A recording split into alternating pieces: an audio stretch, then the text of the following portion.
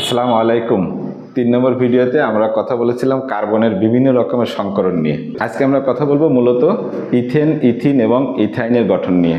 শুরুতেই আমরা কথা বলি ইথেনের গঠন নিয়ে।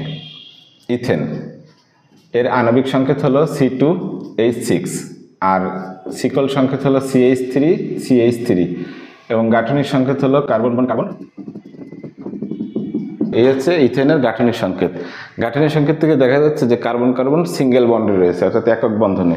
যখনই কার্বন কার্বন একক বন্ধনে থাকবে তখন ওই কার্বনগুলি sp3 সংকরিত হয়, অর্থাৎ এই কার্বনটি হলো sp3 সংকরিত, একইভাবে এই কার্বনটিও sp3 সংকরিত। ঠিক আছে, এখন আমরা দেখব যে এই সংকরণের মাধ্যমে ইথেনের আণবিক গঠন কেমন হয়। ঠিক আছে, তো কার্বনের উত্তেজিত কার্বনের ইলেকট্রন বিন্যাস আমরা জানি 1s2 2s1 2px1 2py1 2pz1। ওকে, এখন যেহেতু আমাদের কার্বন sp3 সংকরিত, সুতরাং একটা s অরবিটাল আর 3টা p অরবিটাল মিলে পরস্পর মিশ্রিত হয়ে 4টি sp3 সংকর অরবিটাল তৈরি করবে। সুতরাং sp3 সংকর অরবিটালের ক্ষেত্রে কার্বনের ইলেকট্রন বিন্যাস কেমন হবে? 1s2 2ψ1 2ψ2 2ψ3 2ψ4, এগুলো হচ্ছে সংকর অরবিটালের সংকেত। তো অসংকৃত অবস্থায় কার্বনের ইলেকট্রন, অসংকৃত অবস্থায় ইলেকট্রন বিন্যাসে কি রয়েছে? একটা একটা করে ইলেকট্রন রয়েছে, অর্থাৎ বিজোড় ইলেকট্রন রয়েছে। সংকরিত অবস্থায় কার্বনের একটা একটা করে ইলেকট্রন থাকবে প্রত্যেকটা সংকর অরবিটালে। তো আমরা এখন এই সংকর অরবিটালগুলোর চিত্র দেখব। যেমন এখানে কি করা হয়েছে, একটা 2s অরবিটাল আর 3টা p অরবিটাল, অর্থাৎ একটা x অক্ষ, একটা y অক্ষ আর একটা z অক্ষ হচ্ছে এর উপর লম্বভাবে। এটাকে আমরা দেখাবো এইভাবে, হ্যাঁ, z অক্ষ। তো x অক্ষ বরাবর যে অরবিটালটা সেটা হলো 2px, y অক্ষ বরাবর যে অরবিটালটা সেটা হলো 2py আর z অক্ষ বরাবর যে অরবিটালটা সেটা হলো 2pz আর এটা হলো 2s অরবিটাল। এখন এরা পরস্পরের সাথে মিশ্রিত হয়ে কি করবে? 4টা sp3 সংকর অরবিটাল তৈরি করবে। তো আমরা কার্বনের ক্ষেত্রে এই 4টা sp3 সংকর অরবিটালকে দেখাবো, যদিও এটা চতুস্তলকীয়, অর্থাৎ একটা কার্বন পরমাণু তার থেকে চতুস্তলকের 4টা কোণার দিকে 4টা sp3 হাইব্রিড অরবিটাল যাবে, অর্থাৎ ব্যাপারটা এরকম করে আমরা আঁকতে চাচ্ছি। এই প্রত্যেকটা লোভ যদিও 2টা করে অংশ থাকে, একটা ছোট লোভ একটা বড় লোভ। আমাদের যেহেতু ছোট লোভের কোনো কাজ নাই, এই কারণে আমরা শুধুমাত্র বড় লোভগুলি লিখলাম। এই হচ্ছে একটা sp3 সংকরিত কার্বন। এখন এইরকম 2টা sp3 সংকরিত কার্বন রয়েছে ইথেনে। আসলে আমরা দেখি যে sp3 সংকরিত কার্বন কিভাবে পরস্পরের সাথে বন্ধন গঠন করে। হ্যাঁ, তো একটা কার্বনের sp3 সংকর অরবিটাল, অর্থাৎ এই অরবিটালটা আরেকটা কার্বনের sp3 সংকর অরবিটালের সাথে পরস্পর মুখোমুখি অতিক্রমণ করে একটা সিগমা বন্ধন গঠন করে। এই বন্ধনটা sp3 ওভারল্যাপিং এর মাধ্যমে গঠিত হলো, তাই না? আর এই কার্বনে কি আছে? আরো 3টা sp3 অরবিটাল রয়েছে। এই কার্বনে একইভাবে 3টা sp3 অরবিটাল রয়েছে। এখন এই sp3 অরবিটালগুলির সাথে কি হবে?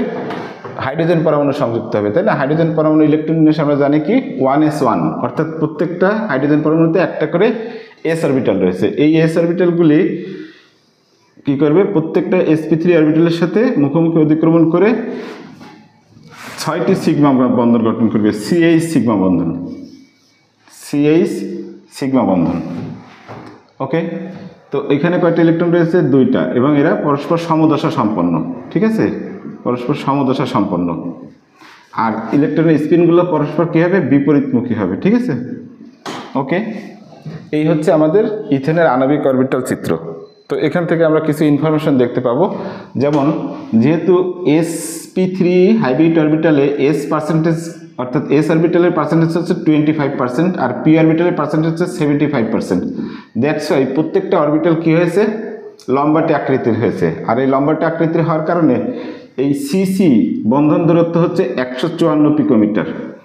আর এই CH, অর্থাৎ এগুলো সবই হচ্ছে H হাইড্রোজেন পরমাণু, CH বন্ধন দৈর্ঘ্য হচ্ছে 110 পিকোমিটার। ঠিক আছে, CC অর্থাৎ এই কার্বন কার্বন একক বন্ধন শক্তি হলো 348 কিলোজুল পার মোল, 348 কিলোজুল পার মোল। অর্থাৎ এই কার্বন কার্বন বন্ধন ভাঙতে হলে আমাকে প্রত্যেক মোলের জন্য 348 কিলোজুল শক্তি প্রয়োগ করতে হবে বা তাপ দিতে হবে। একইভাবে সিএইচ বন্ধন শক্তির মান হলো কত, 414 কিলোজুল পার মোল। ওকে, এখানে যেহেতু প্রত্যেকটা কার্বন পরমাণু sp3 সংকরিত এবং চতুষ্ফলকীয় গঠন, সুতরাং এই সিসি বা সিসিএইচ অথবা এই সিএইচ এই প্রত্যেকটা কোণই হচ্ছে সুষম চতুষ্ফলকীয় কোণ, দ্যাট ইজ 109 ডিগ্রি 28 মিনিট। ঠিক আছে, যেহেতু কার্বন sp3 সংকরিত অবস্থায় আছে এই জন্য s% কম থাকাতে এর তড়িৎ ঋণাত্মকতার মান সবচাইতে কম। এভাবে এটা ইথেন অণুর গঠন তৈরি হলো। আচ্ছা, ইথিনের গঠন, প্রথমে আসে ইথিনের আণবিক সংকেত কি, C2H4। ইথিনের শিকল সংকেত কি, CH2 ডাবল বন্ড CH2। এর গাঠনিক সংকেত কেমন হবে, কার্বন কার্বন ডাবল বন্ড আর এর সাথে 4টা হাইড্রোজেন। তাহলে কি দেখতে পাচ্ছ যে কার্বন কার্বন ডাবল বন্ড রয়েছে ইথিনে। যেহেতু কার্বন কার্বন ডাবল বন্ড রয়েছে সুতরাং প্রত্যেকটা কার্বন পরমাণু কি সংকরিত অবস্থায় আছে, sp2 সংকরিত অবস্থায় আছে।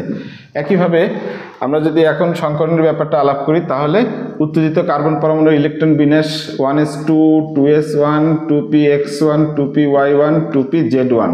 ওকে, যেহেতু sp2 সংকরণ সুতরাং একটা s অরবিটাল আর দুইটা p অরবিটাল পরস্পরের সাথে মিশ্রিত হয়ে 3টা sp2 সংকর অরবিটাল তৈরি করবে। কেমন, ওই 3টা sp2 সংকর অরবিটাল সিগমা বন্ধনে অংশগ্রহণ করবে, আর যে 2pz অরবিটাল যেটা অসংকৃত অবস্থায় রয়েছে এটা পাই বন্ধনে অংশগ্রহণ করবে।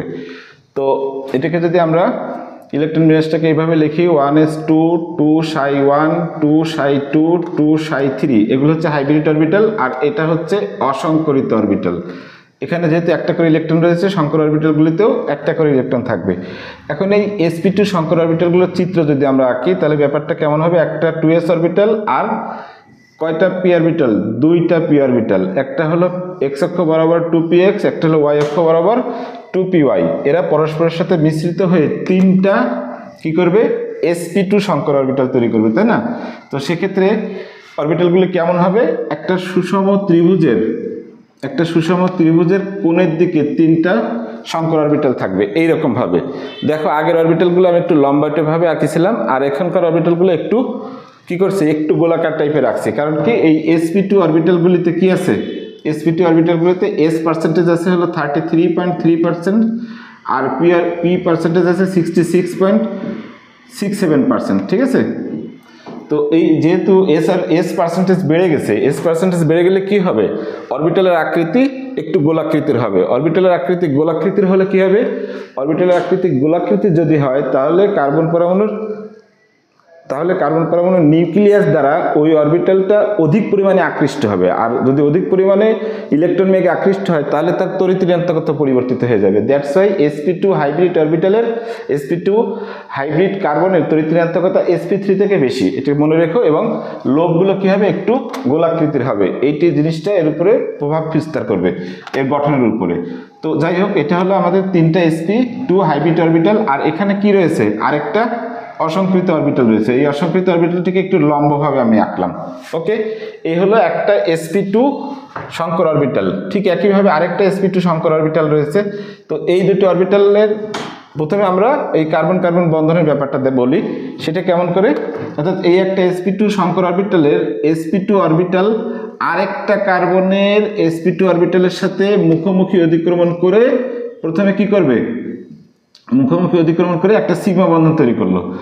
আর এইখানে আর দুটো কি থাকলো, আর দুইটা sp2 সংকর অরবিটাল থাকলো। আর এখানে কি ছিল, একটা 2pz অরবিটাল অসংকৃত অবস্থায় ছিল। কেমন, তো এই যে sp2 সংকর অরবিটাল, এই sp2 সংকর অরবিটালের সাথে এখন একটা করে হাইড্রোজেন পরমাণু কি করবে, সিগমা বন্ধন গঠন করবে। একটা করে হাইড্রোজেন সিগমা বন্ধন গঠন করবে।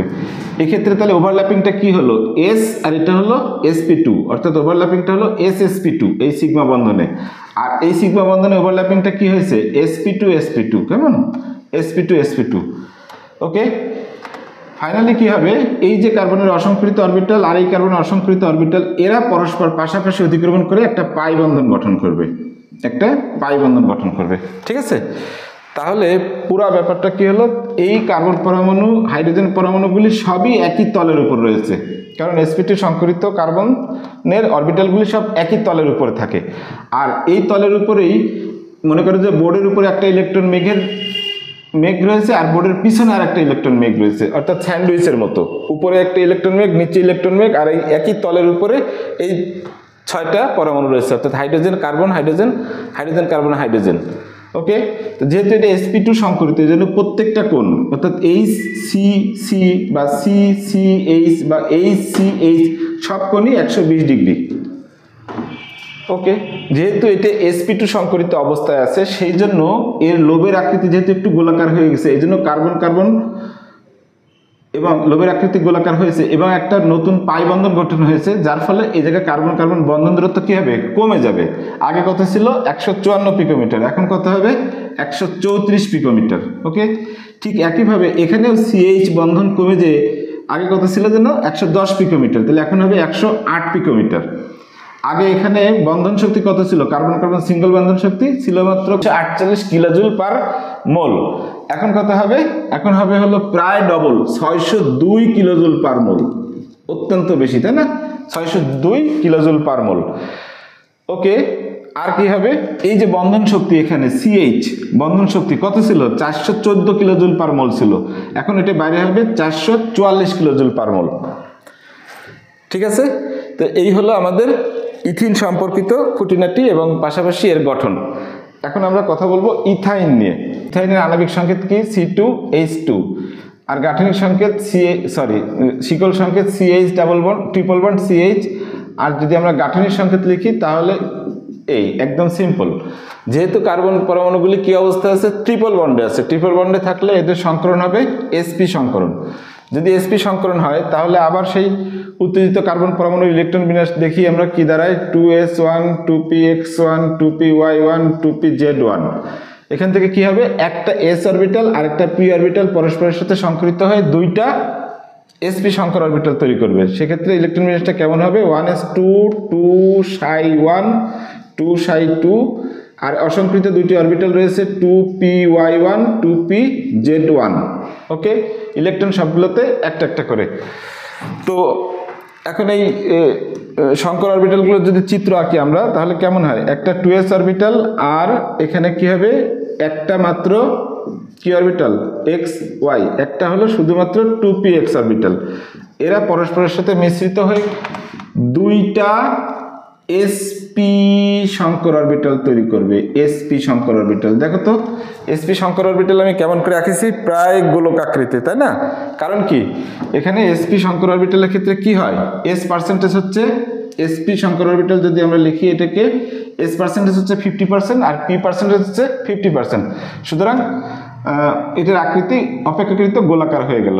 এই হলো sp সংকর অরবিটাল দুটি। এখন এখানে আর কি বাকি আছে, একটা 2py আছে, এটাকে আমরা কোনটা উপরে হ্যাঁ আঁকাবো, ঠিক আছে। তাহলে এখানে একটা 2py অরবিটাল আর এখানে আছে কি আরেকটা 2pz অরবিটাল, এটা 2py অরবিটাল আর এটা 2pz অরবিটাল। এই হচ্ছে ইথাইনের একটা sp হাইব্রিড কার্বন, ইথাইনের একটা sp হাইব্রিড কার্বন। তাহলে এই কার্বনটাও সেম sp হাইব্রিড কার্বনে রয়েছে, তাহলে এদেরকে যদি কার্বনটাকে এখানে আঁকলে তো দেখা যাওয়ার কথা আর ঠিক আছে। এখানে কি হবে, sp অরবিটাল প্রথমে কার্বন কার্বন যে দুইটা sp অরবিটাল রয়েছে তারা কি করবে, প্রথমে ওভারল্যাপিং করে কি তৈরি করতেছে, একটা সিগমা বন্ধন তৈরি করতেছে, হ্যাঁ একটা সিগমা বন্ধন তৈরি করতেছে। আর যে আরেকটা অবশিষ্ট sp অরবিটাল রয়েছে এই অরবিটালের সাথে একটা হাইড্রোজেন পরমাণু আরেকটা সিগমা বন্ধন তৈরি করতেছে, এখানে হলো 1s অরবিটাল, এটা 1s অরবিটাল, এটা হাইড্রোজেন পরমাণুর। ওকে, তাহলে ওভারল্যাপিং গুলো কি হচ্ছে, এখানে sp এখানে কি হচ্ছে sp হ্যাঁ। ওকে, আর এই কার্বনে কি বাকি রয়েছে, এই যে একটা 2p অরবিটাল আর এখানে রয়েছে একটা 2pz অরবিটাল। এখন 2py এটা 2pz, তাহলে সমান্তরাল অরবিটাল কোন দুইটা, 2py এরা একটা পাশাপাশি অতিক্রমণ করে একটা পাই বন্ধন তৈরি করলো। আরেকটা সমান্তরাল অরবিটাল কোনটা, এইটা যেটা বোর্ডের উপর লম্বভাবে আছে, হ্যাঁ তারা পাশাপাশি অতিক্রমণ করে কি করলো, আরেকটা পাই বন্ধন তৈরি করলো। তার মানে ইথাইন অণুর গঠন কেমন হয়ে গেল? একদম সরল রৈখিক, একটা সরল রেখা, তার উপরে ইলেকট্রন মেঘ, নিচে ইলেকট্রন মেঘ, অর্থাৎ একটা নলের মতো ইলেকট্রন মেঘ তাকে পরিবেষ্টন করে আছে, আর পুরাপুরি একটা নলের মতো অণু তৈরি হয়েছে। তাহলে এখানে বন্ধন কি হবে? সরল রৈখিক বন্ধন কোণ, অর্থাৎ 180 ডিগ্রি। ওকে, HCC বন্ধন কোণ কত? 180 ডিগ্রি।